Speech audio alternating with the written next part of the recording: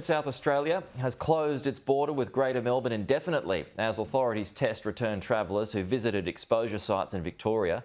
A report into the Adelaide hotel quarantine leak that caused Victoria's outbreak has recommended stricter quarantine protocols.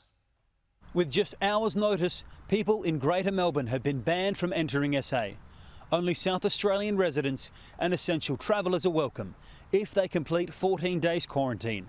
The hard border staying up indefinitely. We can't put a time frame on this at this point in time.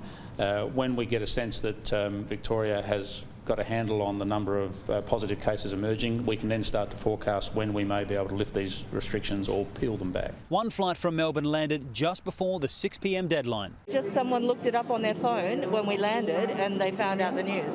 So there was no information, no. Another flight 20 minutes too late. Just relieved to be here, I guess. Definitely wanted to get back to family and didn't want to, I guess, risk being locked down for 14 days. A review into the leak at the Playford quarantine hotel, which has been genomically linked to the Victoria outbreak, found the Indian strain of COVID-19 was most likely transmitted between rooms through the air. It is possible that you could still have aerosol, and opening the door it could have brought that person who was not infected in contact.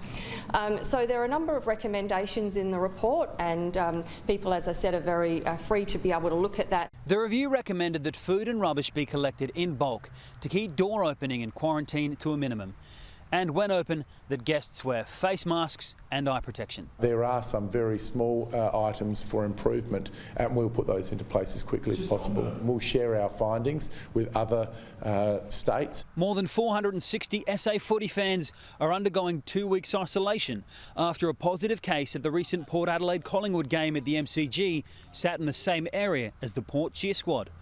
3 South Australians sat within 2 rows of the man. This is what happens when you're in the middle of a pandemic. We still have a risk, but we have been very fortunate to be able to allow football games. Port Adelaide's headquarters were closed for deep cleaning, while the upcoming Adelaide Crows match in Melbourne is now in doubt.